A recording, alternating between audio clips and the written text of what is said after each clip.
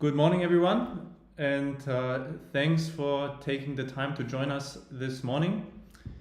Before we get started, let's just take a moment and quickly reflect upon something that made us happy this morning, just to kind of break the ice and come to the present moment before we start into going through everything around entrepreneurs in residence. Do you want to share, Chris, actually? What is it today that makes you happy? I had a really good dance with my daughter in the morning. Aww. So that is my absolute highlight on how I start my day. And then coming here to create impact. Of course, of course. I think that many of you might share my happiness is that we actually see the sun today. And so it's a beautiful, beautiful sunny day. And we should definitely enjoy while it lasts. But of course, thank you so much for everyone joining us today. We're super happy that we could start also our year already in February, where we could present KRING for some of you who are not aware what are we actually doing, but also to invite you to our network. We'll be sharing a lot of interesting things, but the core of this presentation or webinar is to actually introduce us to what is it to be entrepreneur in residence / co-founder at KRING, and Chris will be here to share more about our model and all of our projects, current and past, that we've been working on. Write them into the chat and we're gonna pick them up throughout the entire webinar. And also, if you can't hear us or there's some problems with the sound or with the picture, you're welcome to drop that also in the questions so we quickly act on it. Perfect. Thanks. Cool. Let's do a quick intro. Yes. My name is Gergana, and bring the brightest minds and the brightest entrepreneurs in our ventures. I have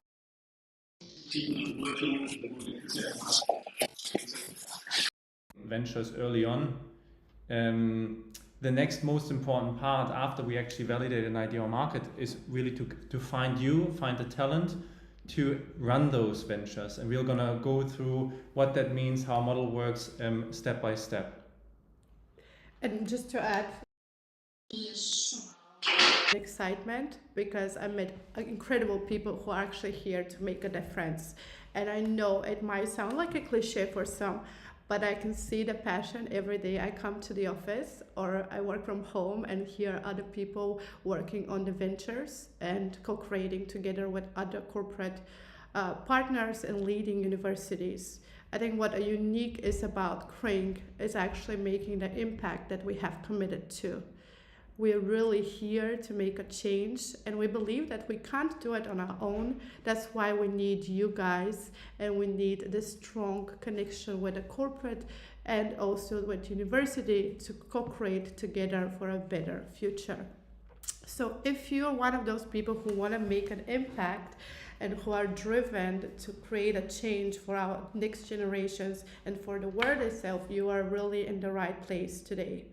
I would invite you to get to learn about KRING a bit more on our webpage and keep in touch with our development, and we'll be sharing our newsletters and how you get to join our network.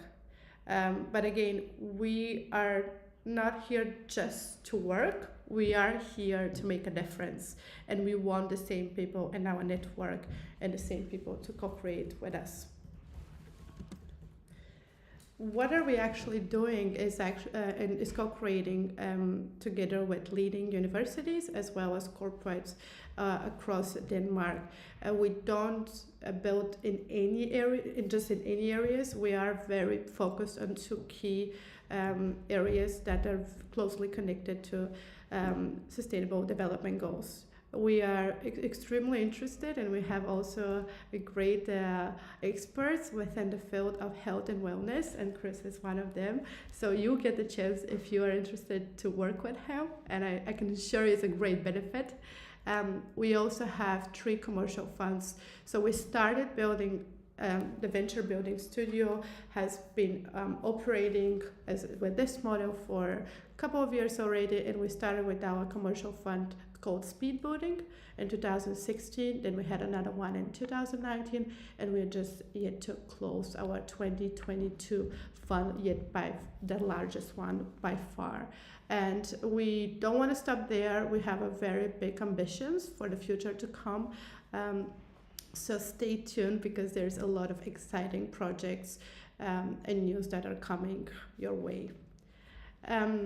We don't, as I mentioned, we don't really do it alone, because we are aware that we have our blind spots.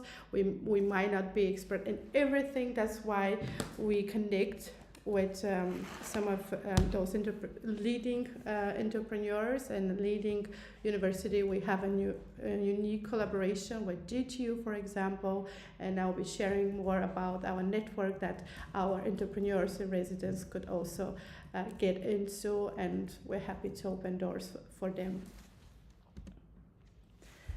Already mentioned, we are focusing on the two Sustainable Development Goals 3 and 7, where we are focusing on health and well-being. Our primarily focus is preventive treatment, mental health. One of the examples is Nuna, extremely interesting venture that we have now. If you want to learn more about it, join my network. You'll see a lot of it. We are also very interested in affordable and clean energy, as we believe this is extremely important for the future and already now to create a better environment for all of us. We want to ask you actually, what is your interest to be here in our webinar and to learn about KRING? So we have prepared a very small survey, let's say it, where we just want to hear why are you joining this morning, and you can scan the QR code and submit your answers.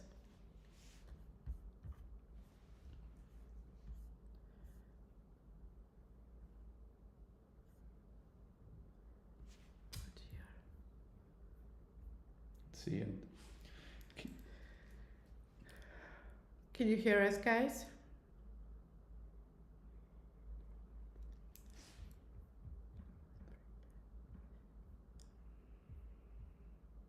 Oh, this is very unfortunate. Let's see. We'll check if there are already some responses.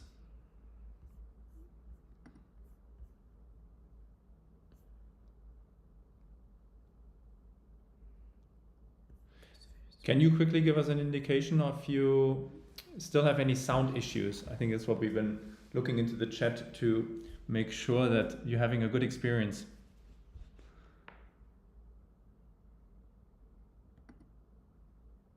Okay, first answers come in. Nice. Perfect, thanks.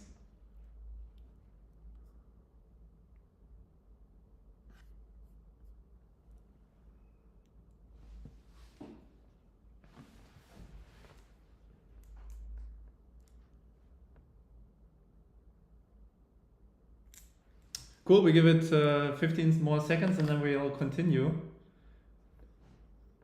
And thanks again for letting us know that now you have perfect audio. Cool. It seems like there is a huge interest in the Entrepreneurs in Residence program, and a few who actually have potentially an idea and want to get their own venture started, and also some bigger interest in KRING in general. Fantastic. Let's move, huh? Let's go ahead. Perfect. We give you what you came for.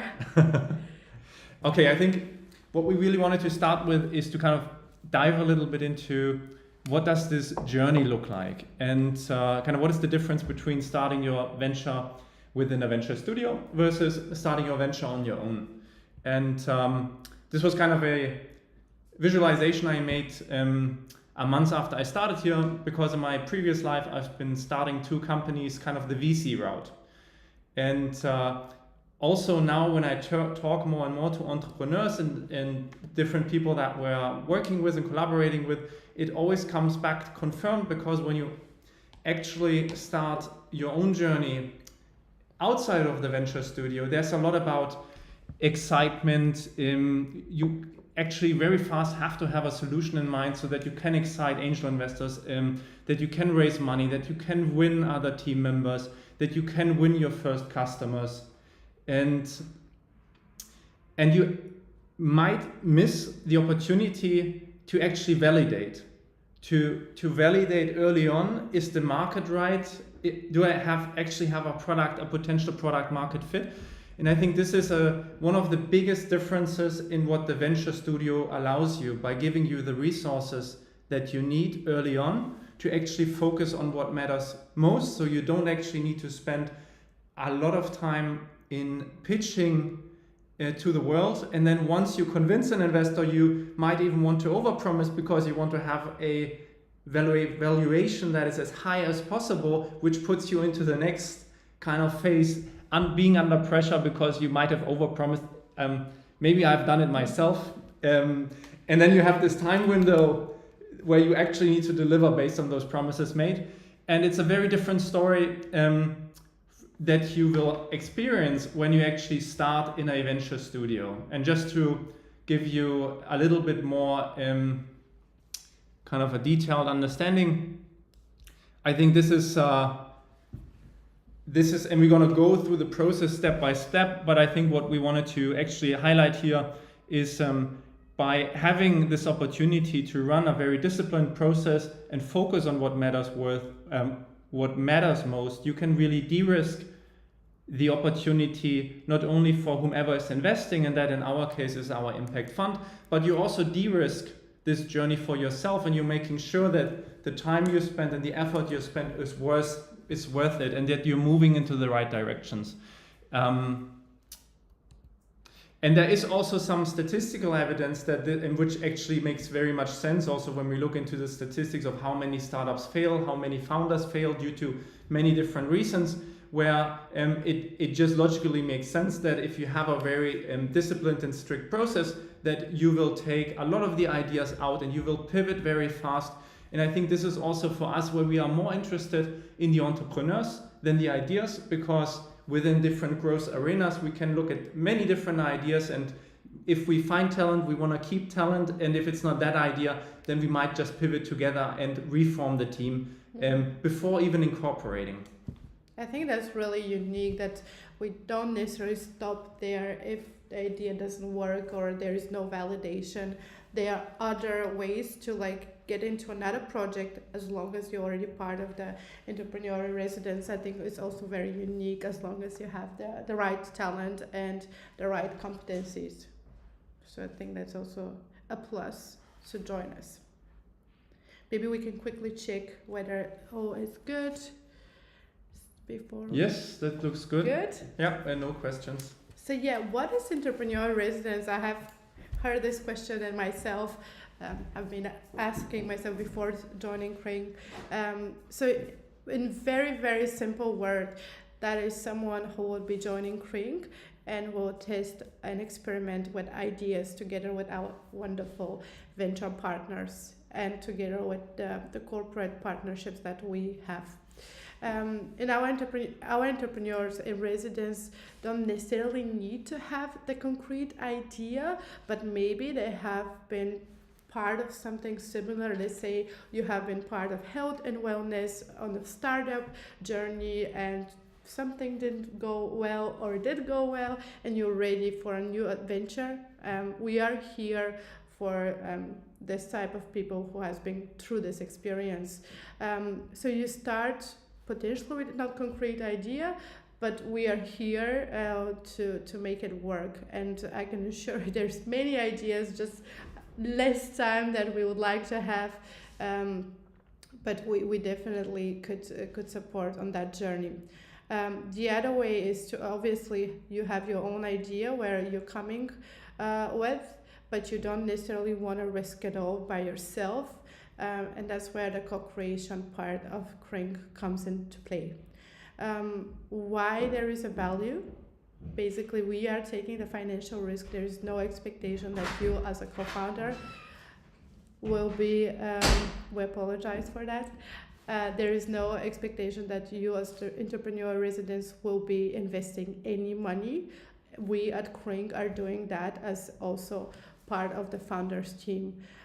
There is a fully dedicated team of venture partners, of growth hackers, of myself that will be along on the journey to help you co-create together and to help you with your venture. So from day one, we're there to support you and work together.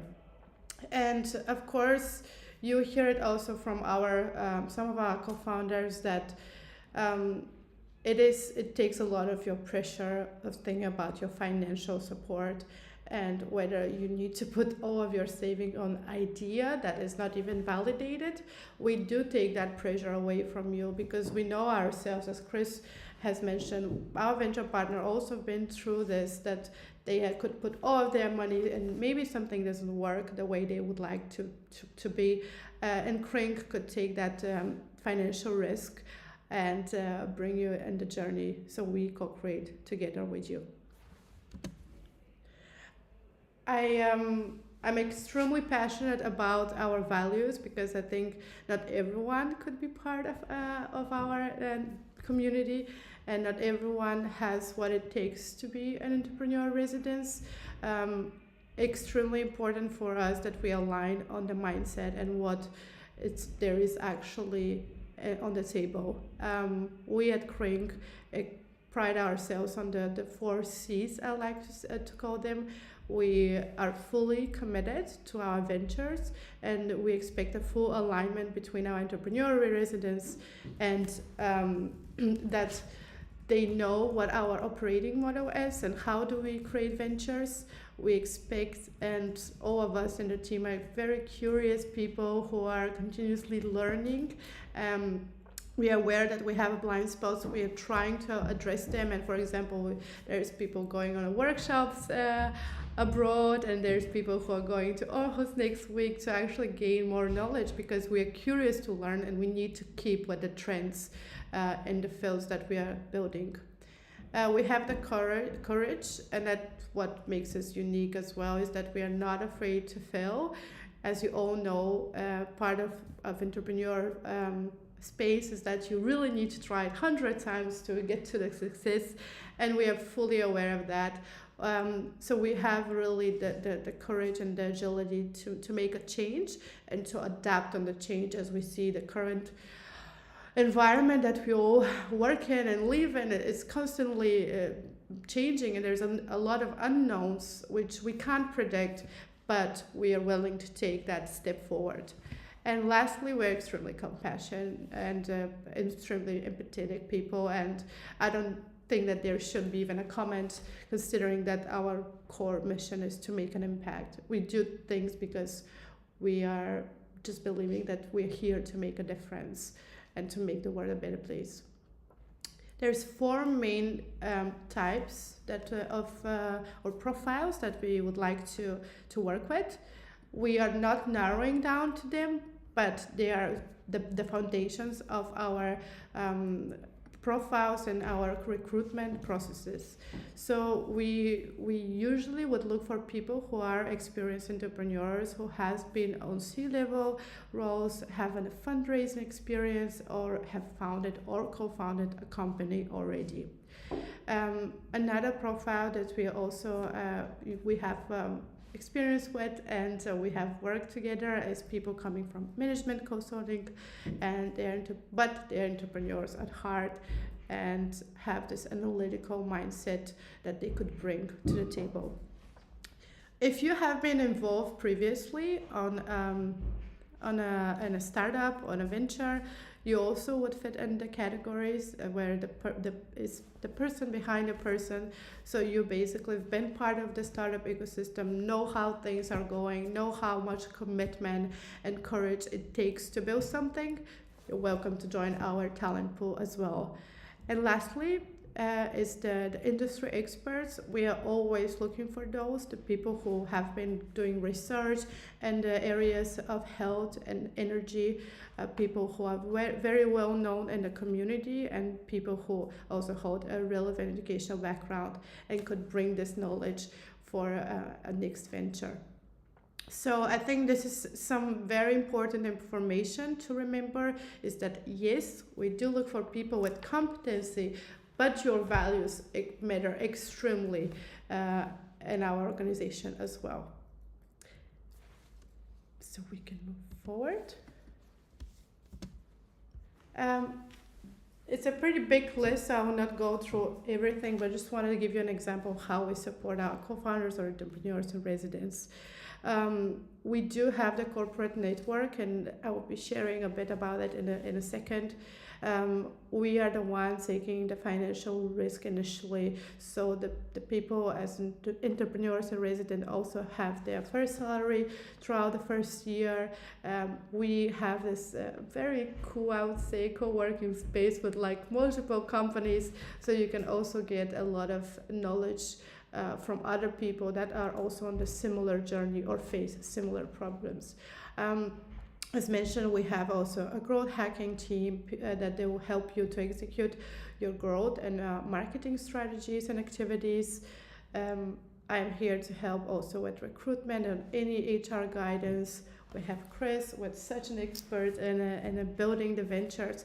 So there is a lot of different areas that KRING is here to help you, to support you, and to really bring knowledge and sometimes just pair and have the conversations, because we all get stuck sometime and we just need maybe another set of eyes to help us go out from this the challenges we face. You can find all of this actually on our webpage, and it will be shared with you after the webinar as well. And just very, very briefly, which are the potential health partners that you could access. As mentioned a couple of times already, that we work with the big corporates within the pension, bank, and insurance industry, as well as retail companies, pharma companies, and hospitals. So you can see a lot of big names across the different industries where we have our contacts, and we're continually collaborating with them, and we have also the big ambitions to continue building on this network. And to mention one thing, I think what is special about our approaches is that we're not really looking into co-creation with corporates where the corporates owns or controls the ventures, but it's rather that we're looking for an unfair advantage in the symbiosis. So for example, that we can get customer access and create value on both sides from the very early beginnings. So we don't have to, let's say, go a B2C route, which can be which can take very long, be very expensive, but rather already know there is a customer segment that we have a corporate partner that really wants to create value in a certain way to this segment, but it's not in their core business. And then this is for us a fit. So we kind of stay away. If it's too close to the core of one of the companies, then we usually stay away, which makes us different from, let's say, our rainmaking approach. And feel free to also send me questions on LinkedIn if you have further questions about this. Oh, you want to co-create with us? Exactly. And then obviously we have a strong connections within the energy field as well.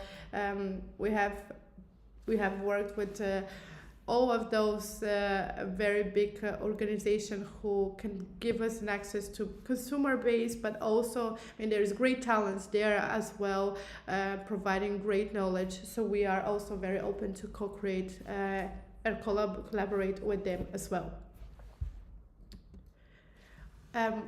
You'll find a very cool videos on our co-founder page on KRING, but you hear from them actually what is the benefit to co-create with us, and there's two examples here, but I will leave it to you for your lunch break to enjoy those videos.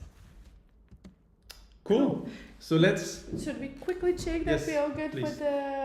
with the connection. You want to make sure, right? And the sound, I'm sorry.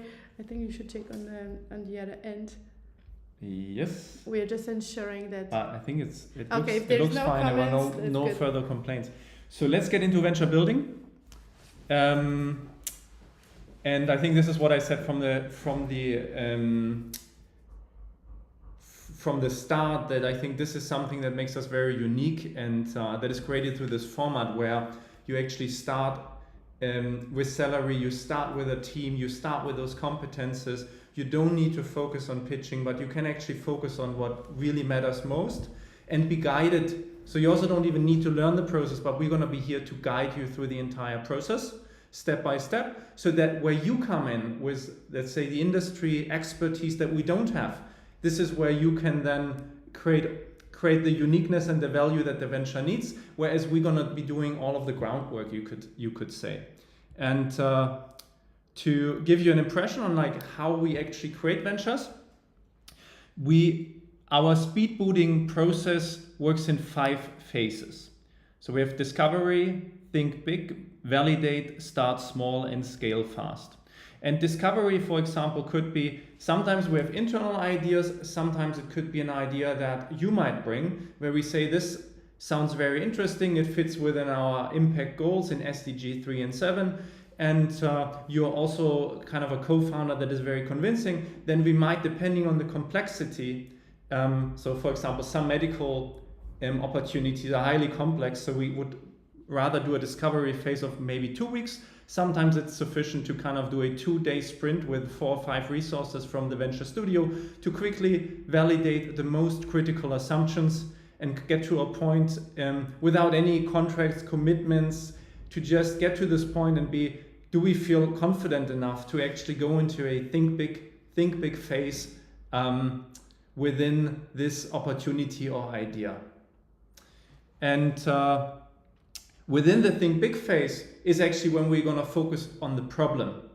So the goal is then to really drill down into the details of the problem, to ideate, to explore, but to not actually do any solution design. And I think this is what makes this very unique, because all of us, basically sometimes before even starting a discovery process, we might already have an idea that we really love in our minds, that we want to share, that we want to discuss, but we really try to push that back. And this is kind of a unique factor in how those you could say modules that you might find anywhere in all kind of incubators, accelerator programs, we can actually switch the direction of what needs to be done, and we keep the solution far out and really zoom in on confirming and better understanding the problem, and also doing a little bit in the think big phase of validation, so that we seek for some sort of commitment from customers or partners that is indicating, yes, this is a real problem.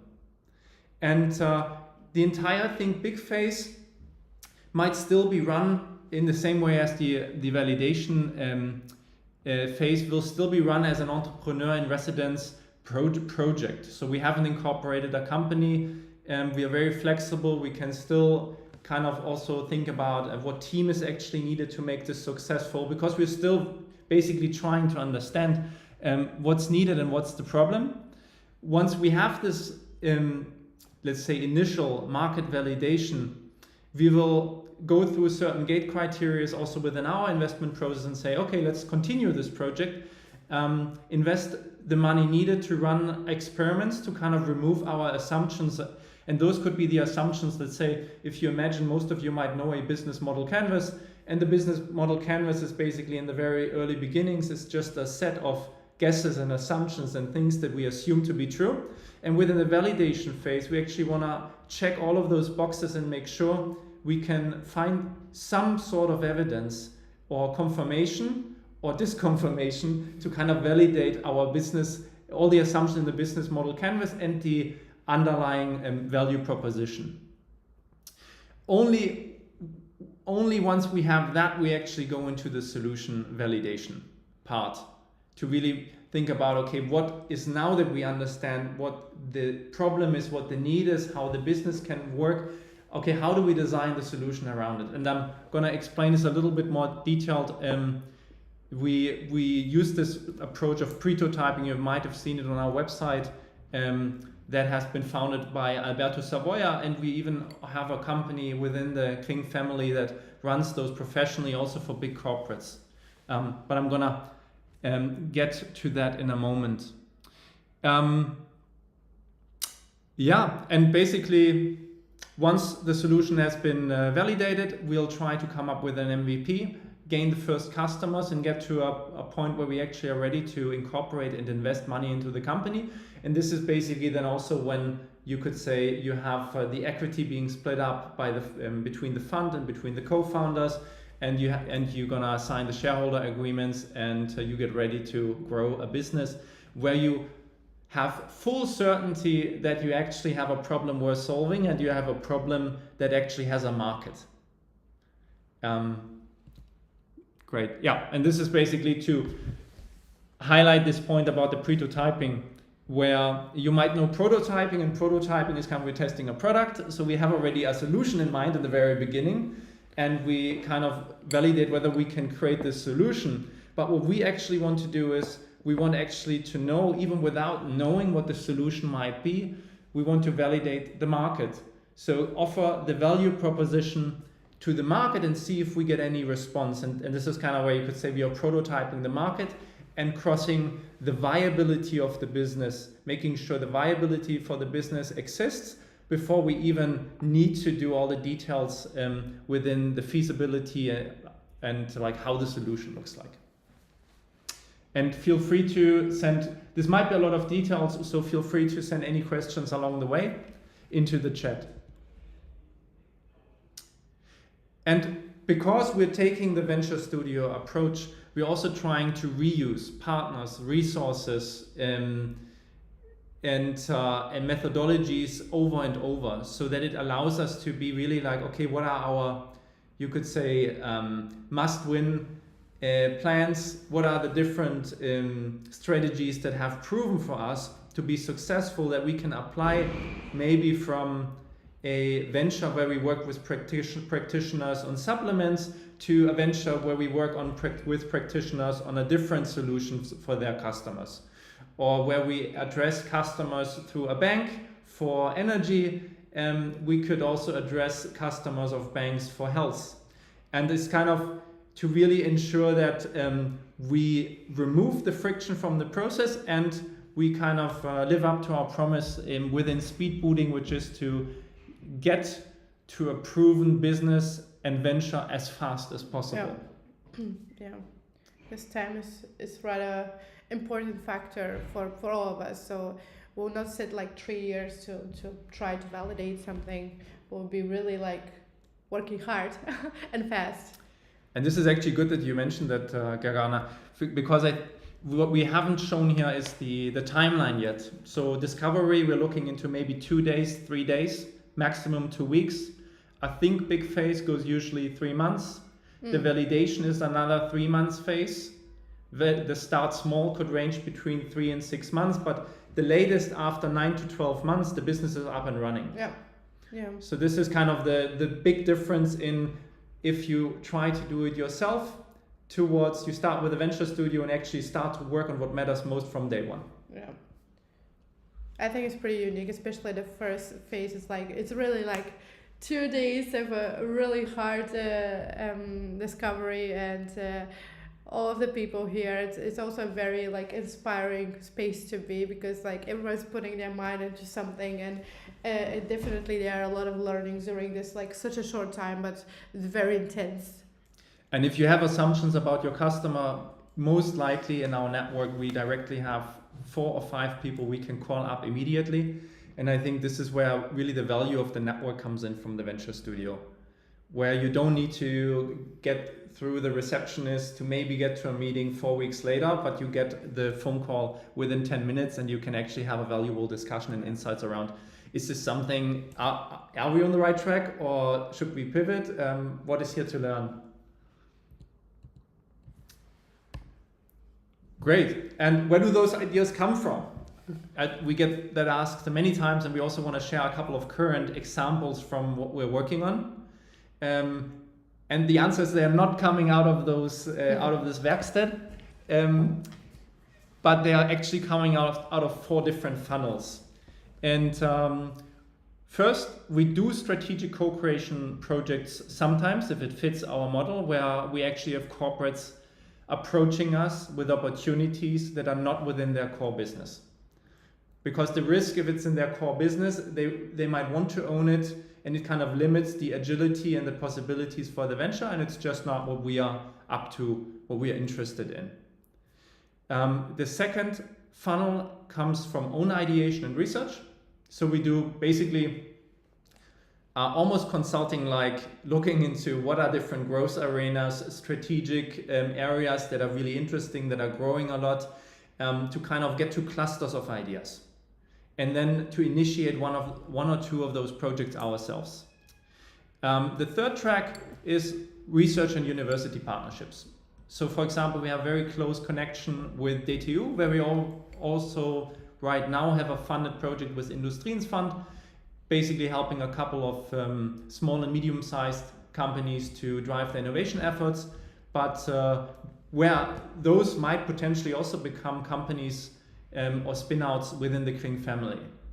And last but not least, if you are a co-founder with an idea, you don't have your team yet, but you're really attracted by this model that we are presenting, where like, I want to run fast, I'd love to have a little salary, I don't need to own the whole thing, like it's not my goal to own 100%, but I rather have a full team and a little salary, and I want to get this going immediately and see whether it makes sense to spend my life on it, then you are very welcome to reach out to us, present your idea, and if we see an immediate fit, we might want to do a little discovery sprint, as mentioned earlier with you. Yeah. Cool, and to give you some examples, you might have seen somewhere online, you might have seen Triba, which is a venture focused on reversing diabetes type 2 that came out of own research, basically within our old fund. And the interesting point was just when we looked at it in our own fund and we looked into the discovery and the medical research, it was just not yet established. So sometimes that happens as well, that we have very smart people coming and we look and we discuss it with medical experts and we're like, the market was just not ready. There weren't any large-scale RCTs or RCT, like randomized control trial results. And therefore it was dismissed at this point in time, but it's now kind of in the funnel. And we've already found a really nice team that is a mix. And Gergana, you might want to say something. We already saving life, to put it very plainly. Triba has been doing great and have customers, and we are super happy that we're actually working with a great, super dedicated team. Every time I talk with them, they'll be like, oh, we actually help people to feel better and to not need the medication to the extent they used to. So here is really about changing and saving lives, as we all know what terrible side effects diabetes 2 could have on people. We are currently looking for two co-founders to join Yene, as we are really on a stage where we are ready to scale, and we just need the right profiles and the right dedication from the people to come and put everything they have in terms of their skills and talents on the table. So if you are interested in joining Triba, and if you're interested in actually saving lives, I think this is one of the best venture to join at the moment in our portfolio. And we do Sorry if I sound biased, but it's pretty unique. And we do have two questions. Just to quick that up, we have the question about the typical equity split between founding team and the venture builders by Emilian. And Anne also had questions into the same direction. What is kind of the first year's salary? And the same question towards the equity within entrepreneur in residence and if the venture takes off. Yeah, it's such a fair question, and we also very dedicated to have the full alignment from day one. We have a very extended term sheet, but to put it very it's a very on default model what I'll be sharing with you. So we, as the main founders. KRING has 50% equity and the rest is split between co-founders.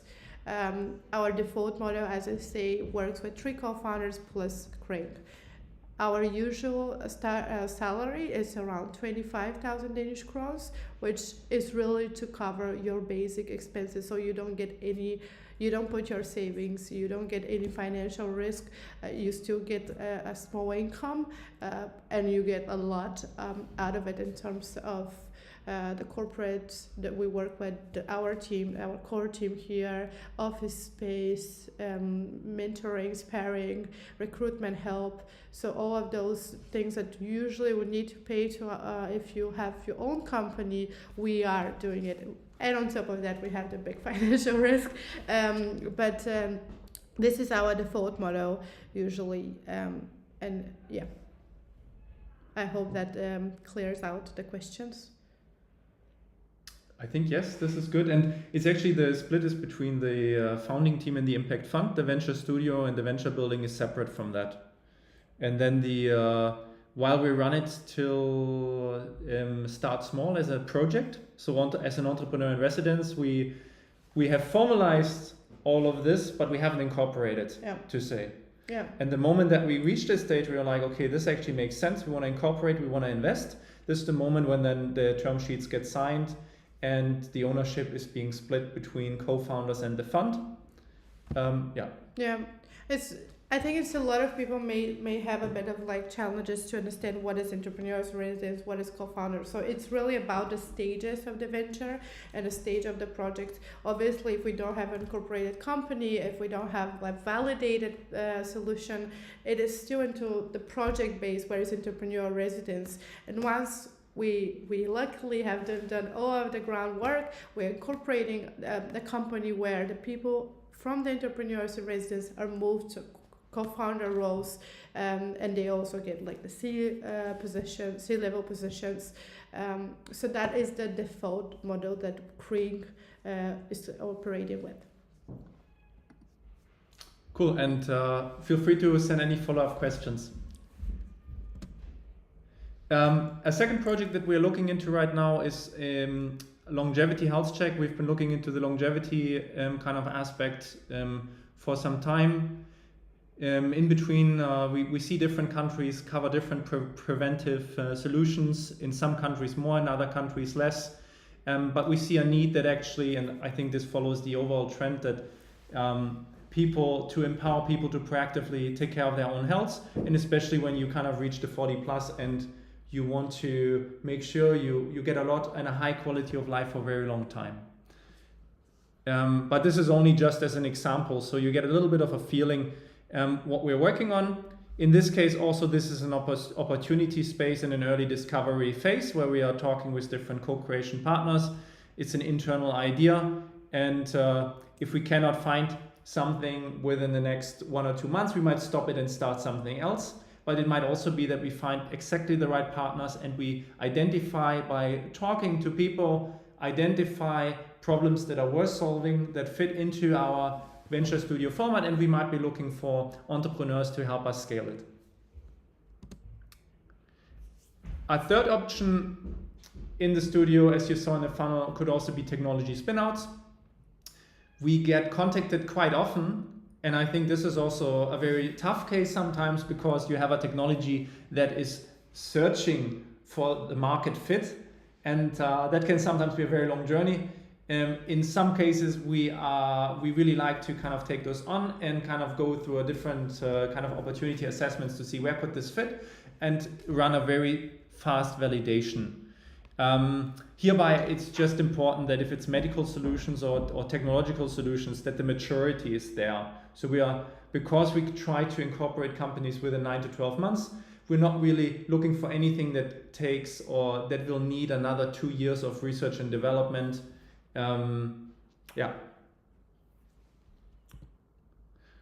Cool. And to our new fund. So we've started our new fund, Speed Booting 2022.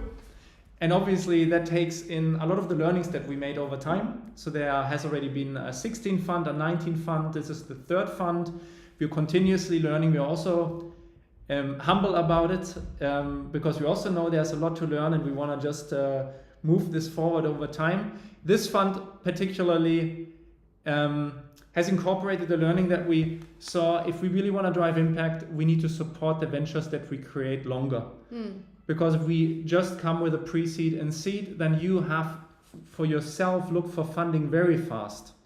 So the decision was really made to create a bigger fund that will allow us to support you potentially till a Series A, to allow you for really healthy growth, and to keep your focus until you've really validated the market and gotten a good traction of customers, because then it's actually when you're ready and become very attractive for different models, if that's through VCs, family office, or other areas. And you can see some of those portfolio companies from other speed building funds that we have, and of course we're very proud of. I mean, I cannot mention that. So we are working with our co-founders as well, and we're still happy to spare and mentor, and whenever it's needed, we so you will be joining a very interesting and very inspiring network when it comes down to the other people who has worked with KRING or currently are engaged with KRING. Great. I look at the question and let you continue. So Awesome. Awesome. But we are actually in the end of this webinar, and our intention was not to overwhelm you with information, but rather give you this introduction. And we might be missing some details that are, of course, are very important when we're starting the venture. But the key aspects we did cover, and we wanted just to invite you to take a look at who we are and how we could support you and your ideas, or maybe your journey to become an entrepreneur. So what is there for you? We are planning actually events, we are planning workshops that we would like to have in our office with the right people, of course. That's why I would invite you to join our network. On the one side, you will get all of the newsletters that we're sending to the people in KRING's community. What are the current projects? You'll be always the first one to know whether there is entrepreneurial residence opportunities, or whether there is an event, an exciting one coming next Friday, which will be with the Danish biohacker community, where there will be a lot of discussion around health and wellness. So you are welcome to join us at our office from 5 until 8. You can also see a bit more details on our LinkedIn page. And on the other side, you're also welcome to join our talent pool, which I'm very interested in, as there is a very short assessment, which is mainly for you to describe which area you have an expertise in. Have you been part of any venture on the co-founder, founder role, or you have been part of a team? So you're just adding all of those, and I think the assessment is around 10 questions, so it's nothing that will take too much of your time. You need to add a LinkedIn profile so we can easily access your experience. And once we're starting again with the project, as for example the health checks that Chris was talking about, we will be first looking into our internal talent pool, those people who already have shown interest and that are qualified in terms of their background and their interest to join us. So I would highly recommend you to join this network, to join the talent pool as well, because it will just create, it will be easier for you as well to be one hand reach from us. So you will just keep in touch as well with our project, so you'll not constantly update our LinkedIn page, but you'll get the information right to you. Great, and we had the one question that we had a little bit into detail, and Emilian, feel free to reach out to us for a more detail, but to just answer that question on a high level. So the question is about how does it work with the dilution in the investment? So basically, we're going to be running a project for 6 to 9 months where we just cover all of the expenses to see if this makes sense. which you kind of have to consider in kind of when you compare to different models. It's like how long would it taken you, and how much would you also would have to give away. And then the moment that we incorporate and invest is when we split the company 50% to the fund and 50% to the co-founders. And the investment is set up as a loan with a minimum interest that we need, so that SCAT is not seeing it as a gift. And so that means there's no other dilution than that until the next funding round. Yeah. So obviously with every stage of the venture, those details might change a bit, but that is given, right, with different investment rounds. So I fully understand that there is a lot of curiosity around this, and it is also very individual from venture to venture, but the default model is what me and Chris explained. We are happy to take that further with those who has more interest to learn those part of the model, but it's also to be aware that it depends on the journey of the venture as well. Exactly. So yeah, I think this is really good to highlight that this is the standard model, which can vary based on many different factors. You know, it's never the same. Maybe that also makes it unique, right? To have your own venture or to be part of co-creation, because it's not gonna fit the same way as it might fit another model. But if I would be happy to have a couple of minutes to let our audience send us a couple of questions, and we can try to answer them. Let's see.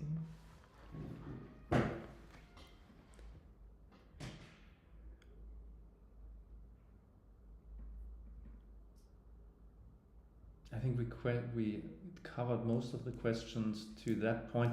If you have any more questions, feel free. Perfect. Emilia, I'm happy to connect with you and go through it in detail. And this counts for all of you.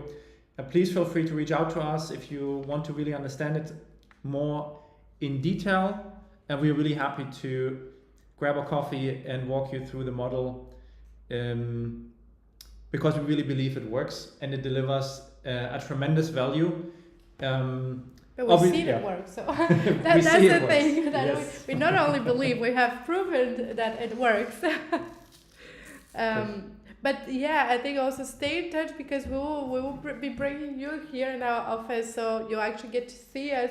Maybe it will be easier to get those questions answered, or just if you have something else on your mind, we'll grab a cup of coffee. So stay tuned for our future events. And we got one more question. I can't.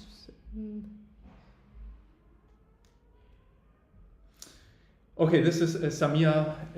I hope I pronounced it correctly. That we can also take before we kind of close down on kind of. This is an interesting one where we also discuss in kind of for each of the stages that you saw earlier, starting from think big to validation. Start small, scale fast. We have different gate criteria. It is so very difficult to answer the question what those thresholds need to be individually to really prove the business case. If you have something specific in mind, I would rather say please feel free to reach out so we can look at it. In some cases, it can be that a small amount of customers is already sufficient to actually say this is worth pursuing, but we really need the funding now. Yeah. In other cases, we might be more careful and be like, if it's a B2C case and we only have 100, I mean, this is really on top of your head. On top of my head. If we have 150 users, we might want to ask ourselves, is this truly enough that we believe to really roll this out and spend our life on it, building and scaling it?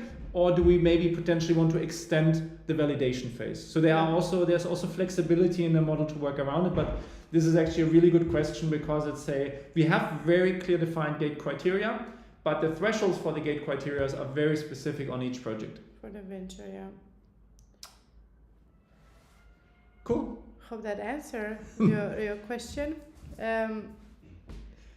And yes, reach out with a specific idea that I love to kind of aspiring and see where we end.